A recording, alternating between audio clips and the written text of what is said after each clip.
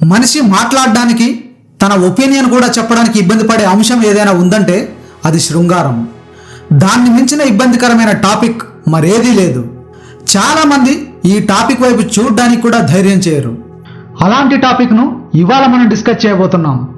మరి మన పూర్వీకుల లవ్ స్టోరీ ఎలా ఉండేది, ఎవరు ఎవరితో లివ్ ఇన్ రిలేషన్షిప్ మెయింటైన్ చేసేవాళ్ళు, నాటి జంగిల్ ప్రేమ్ కహాని ఎలా ఉండేది అనేది ఈ వీడియోలో చూద్దాం. భూమి మీద తొలి మనిషి జాతి పుట్టి 70 లక్షల ఏళ్ళు. మన పూర్వీకులైన హోమోసేపియన్స్ ఆవిర్భవించి సుమారు 75,000 ఏళ్ళు. మరి పెళ్లి వ్యవస్థ ఎప్పుడు పుట్టిందో తెలుసా?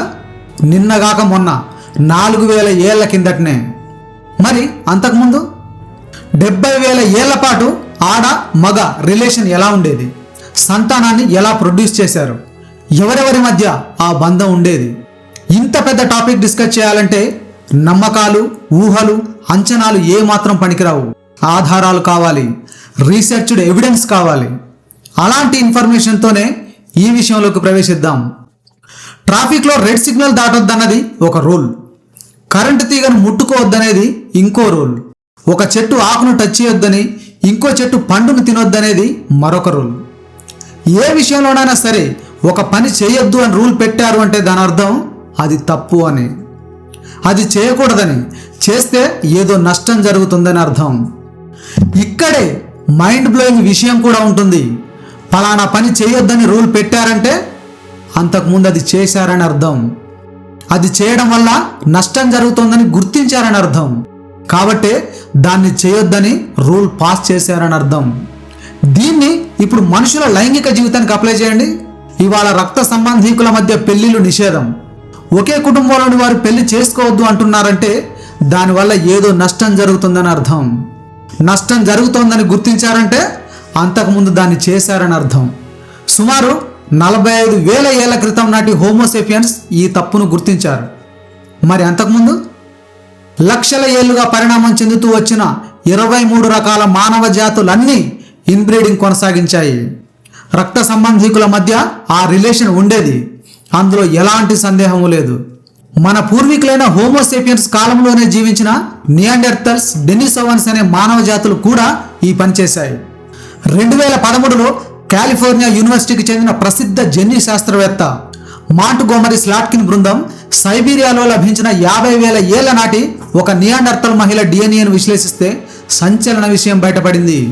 ఆమె తీవ్రమైన ఇన్బ్రీడింగ్ వల్లనే పుట్టిందని తేలింది. అంటే ఆమె పుట్టుకకు రక్త సంబంధీకులే కారణమని తేల్చారు. మరి ఎందుకు నాటి మనుషులు ఇలా ఉండేవారు అనే ప్రశ్న వస్తుంది ఇప్పుడు మనకు. దీనికి సమాధానం ఇప్పటి మన మైండ్ సెట్తో వెతకూడదు. ఇలాంటి పని తప్పు అనే సమాజంలో మనం పుట్టాం, ఆ దృష్టితోనే పెరిగాం. కాబట్టి వారిని ఒక ఏవగింపుతో చూసే అవకాశం ఉంటుంది. కాబట్టి మనం ఈ సబ్జెక్టును వారి పరిస్థితుల్లోంచి చూస్తేనే నాటి సమాజం తీరు అర్థమవుతుంది. ఇప్పటి మనిషి నేను జంతువును కాదు అంటాడు, కానీ అప్పటి మనిషి అడవుల్లో తిరిగే అన్ని జంతువుల్లో వాడు కూడా ఒకడు, అంతే. అంతకు మించిన ప్రత్యేకత ఏమీ లేదు. ఇది నెంబర్ 1. అప్పుడు మనుషుల సంఖ్య చాలా తక్కువ. ఇది నెంబర్ 2. ఉన్న కొద్దిమంది కూడా ఒకే చోట కలిసి ఉండేవారు కాదు, వేరువేరు ప్రాంతాల్లో చిన్న చిన్న గుంపులుగా నివసించేవారు. ఇది నెంబర్ 3. ప్రకృతి ప్రకారం మనిషికి ఆకలైనప్పుడు తినడం, దాహం వేసినప్పుడు నీళ్లు తాగడం, నిద్ర వచ్చినప్పుడు పడుకోవడం అత్యంత సహజమైన విషయాలు. ఇదే విధంగా ఆడ మగ కలయిక అనేది కూడా ఒక ఆకలి, అంతే. ఆ ఆకలి వేసినప్పుడు ఆ సమూహంలో ఉండేవారితోనే కలిసేవారు. శృంగారం అనేది ప్రకృతి ధర్మం. ఈ సృష్టి కొనసాగడానికి నేచర్ పెట్టిన నియమం అది. అన్ని జంతువులు దీన్ని కొనసాగిస్తాయి. వాటిలాగే మనిషి కూడా చేశాడు. లక్షల ఏళ్ల పాటు ఇదే కొనసాగిస్తూ వచ్చాడు. కానీ ఎప్పుడైతే కాల్చిన, ఉడికించిన ఆహారం తినడం మొదలుపెట్టాడో బ్రెయిన్ సైజు, దాని పని విధానం ఊహించని విధంగా వేగంగా పెరుగుతూ వచ్చింది. దాంతో మనిషి రేషనల్ థింకింగ్ చేయడం మొదలుపెట్టాడు. తాను అనుకున్న దానికి ఏదైనా తేడాగా జరిగినప్పుడు ఇలా ఎందుకు జరిగింది అని ఆలోచించి పరిష్కారం కనుగొనడం మొదలుపెట్టాడు. ఈ ఆలోచన విధానంతోనే రక్త సంబంధీకుల కలయిక వల్ల ఏదో తప్పు జరుగుతుందని గుర్తించాడు. తల్లి నుంచి, తండ్రి నుంచి 23 క్రోమోజోమ్స్ చొప్పున కలిస్తే ఒక బిడ్డ పుడుతుంది. ఇందులో డామినెంట్ జీన్స్, రెసెసివ్ జీన్స్ అని 2 ఉంటాయి. డామినెంట్ అంటే బలమైనది, రెసెసివ్ అంటే బలహీనమైనది. ప్రతి మనిషి శరీరంలోనూ ఇవి 2 ఉంటాయి. అయితే మనం ఎవరితో కలిసి బిడ్డకు జన్మనివ్వబోతున్నామో వారిలో డామినెంట్ జీన్స్ కనీసం ఒక్కటైనా ఉండాలి. అప్పుడు అది రెసెసివ్ మీద ఆధిపత్యం చెలాయించి దాన్ని అణిచేస్తుంది. అలా పుట్టబోయే బిడ్డ ఆరోగ్యంగా పుడతారు. కానీ ఎప్పుడైతే ఇద్దరిలోనూ డామినెంట్ జీన్స్ లేకుండా రెసెసివ్ జీన్స్ మాత్రమే ఉంటాయో వారికి పుట్టే పిల్లలు కాళ్ళు చేతులు వంగిపోవడం, ముక్కు మూతి వంకరగా రావడం, లేదంటే తీవ్రమైన వ్యాధితో పుడతారు. లక్షల ఏళ్ల పాటు ఒకే గుంపులోని వారు తమలో తామే పిల్లలను కనడం వల్ల కూడా ఇదే పరిస్థితి తలెత్తడం మొదలుపెట్టింది. పుట్టే బిడ్డలు తీవ్రమైన వైకల్యంతో పుడుతూ వచ్చారు. అదే సమయంలో వేరే గుంపులోని వారితో సంతానం కలిగినప్పుడు మునుపెన్నడూ లేనంత ఆరోగ్యంగా బలంగా పిల్లలు పుట్టడాన్ని గుర్తించారు. ఓహో, అంటే ఒకే గుంపులో ఉండేవారు పిల్లల్ని కనడం వల్లనే ఈ పరిస్థితి వస్తోందన్న మాట అని అర్థం చేసుకున్నాడు నాటి మనిషి. ఒకే కార్బన్ పేపర్తో మళ్ళీ మళ్ళీ మళ్ళీ జిరాక్స్ తీస్తూ వెళ్తే ఏమవుతుందో మనకు తెలిసిందే. రాను రాను క్వాలిటీ తగ్గిపోద్ది. ఇది మనిషికి అర్థమైంది సుమారు 40,000 ఏళ్ల క్రితమే. ఈ విషయాన్ని 2018లో వాషింగ్టన్ యూనివర్సిటీకి చెందిన ప్రసిద్ధ హ్యూమన్ సైంటిస్ట్ ఎరిక్ ట్రింకాస్ బయటపెట్టారు. అలా మనుషులు బుద్ధి తెచ్చుకున్నారని 2017 నాటి సన్ఘీర్ పరిశోధన తేల్చి చెప్పింది. రష్యాలోని సన్ఘీర్ ప్రాంతంలో దొరికిన 34,000 ఏళ్ల నాటి 4 హోమోసేపియన్స్ డిఎన్ఏను పరీక్షిస్తే వారిలో ఎలాంటి ఇన్బ్రీడింగ్ జరగలేదని తేలింది. ఆ విధంగా మన పూర్వీకులు రక్త సంబంధికులు ఒక జంటగా ఉండొద్దని నిర్ణయించారు. ఈ పని చేయకపోవడం వల్లనే నియాండర్తల్స్, డెనిసోవన్స్ వంటి మానవ జాతులు అంతమైపోయాయనే బలమైన వాదన కూడా ఉంది. ఇక్కడి వరకు ఒక టాపిక్ క్లియర్గా తేలిపోయింది. రక్త సంబంధికుల చాప్టర్ ముగిసింది. మరి పెళ్లి వ్యవస్థ పుట్టింది 4,000 ఏళ్ల కిందటనే. ఇన్బ్రీడింగ్ వల్ల నష్టం జరుగుతోందని గుర్తించింది మాత్రం 40,000 ఏళ్ల క్రితమే. మరి ఈ గ్యాప్లో ఆడమగ సంబంధాలు ఎలా ఉండేవి? ఎవరు ఎవరితో కలిసి ఉండేవారు? ఒకరికి ఒకరే అనే నియమం ఉండేదా? జంతు లక్షణాలు పూర్తిగా మాయం కాని ఆ రోజుల్లో జంతువుల తీరుగానే వ్యవహరించేవారా అనేది ఇప్పుడు చూద్దాం. ఇది క్లియర్గా అర్థం కావాలంటే మళ్ళీ సైన్స్ వైపు నుంచే ఆరంభించాలి. దీనికి సైంటిస్టులు ఆసక్తికరమైన విషయం కనుగొన్నారు. అదే టెస్టిక్యులర్ సైజ్. దీని ప్రకారం పురుషుల శరీర నిర్మాణం స్వేచ్ఛా సంపర్కం జరిగే ఇతర జంతువులకు దగ్గరగా ఉంటుందని తేల్చారు. దీని అర్థం ఏంటంటే జీవశాస్త్ర పరంగా చూసినప్పుడు జీవితాంతం కేవలం ఒక్కరితోనే శృంగారం జరిపే విధంగా మనిషి శరీరం డిజైన్ కాలేదు అని. అంటే ఎందరితోనైనా ఎఫ్ఐఆర్ పెట్టుకునేలా మనిషి బాడీ ఉందని తేల్చారు. ఇది ఎలా కనుగొన్నారంటే పరిణామంలో జరిగిన మార్పుల ఆధారంగా గుర్తించారు. ఒక పురుష జీవి వృషణాలు దాని మొత్తం శరీరంలో ఎంత సైజులో ఉంటాయో అది దాని మేటింగ్ కెపాసిటీని తెలియజేస్తుంది. ఇందుకోసం మనిషికి దగ్గరగా ఉండే చింపాంజీలు, గొరిల్లాలను సైంటిస్టులు పరిశీలించారు. గొరిల్లా శరీర ఆకారం చాలా పెద్దది, కానీ దాని శరీరం సైజుతో పోలిస్తే దాని వృషణాలు కేవలం 0.02% మాత్రమే ఉంటాయి. అదే చింపాంజీల్లో చూస్తే దాని శరీర బరువులో వృషణాలు ఏకంగా 0.3% ఉంటాయి. ఇక మనిషి విషయానికి వస్తే ఇదే సైజు 0.08%గా ఉంది. ఈ పరిశోధన కీలక విషయాలను వెల్లడించింది. గొరిల్లా దాదాపు 200 కేజీల వరకు బరువు ఉంటుంది. చింపాంజీ 50 నుంచి 60 మాత్రమే. మనిషి సగటు 80 నుంచి 90 కేజీల బరువు ఉంటాడు.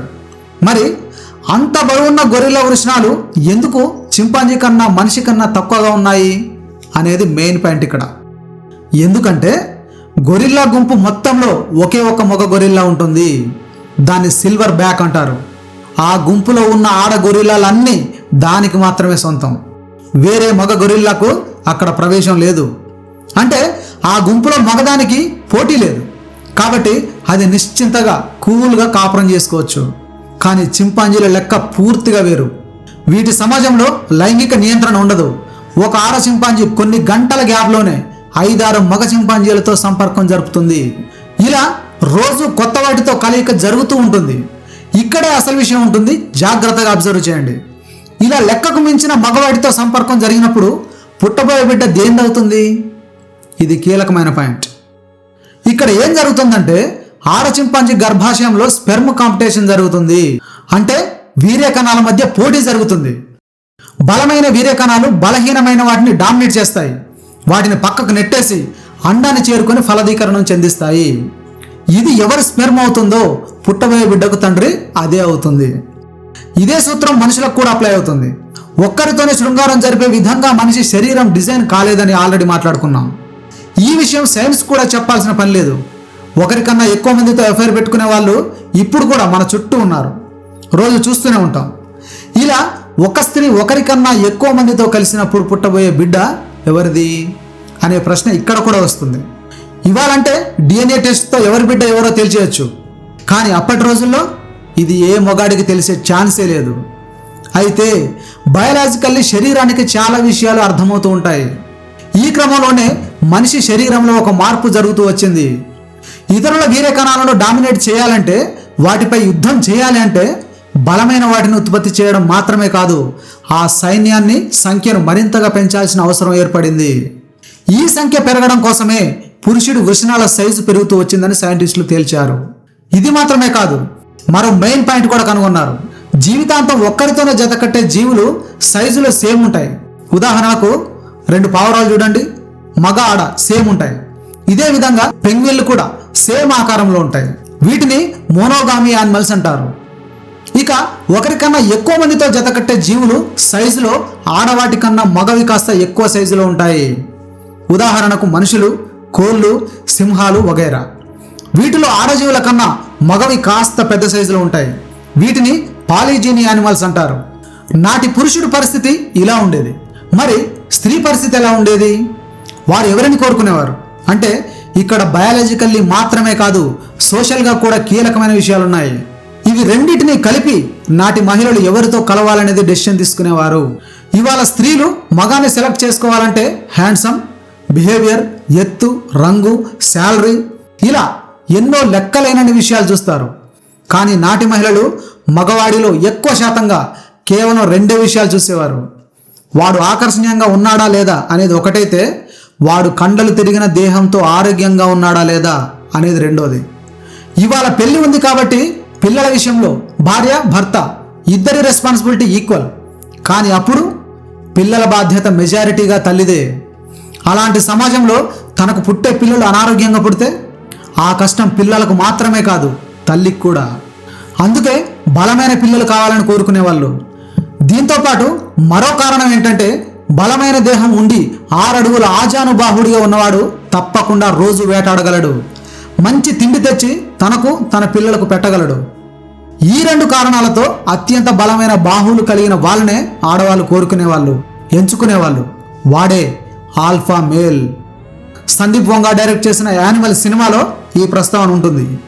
ఇలాంటి ఆల్ఫా మేల్స్ను ఆడవాళ్ళు కోరుకుంటే, మేలైన ఆడవాళ్ళను, తమకన్నా వయసులో కాస్త తక్కువగా ఉన్న ఆడవాళ్ళను మగవాళ్ళు కోరుకునేవారు.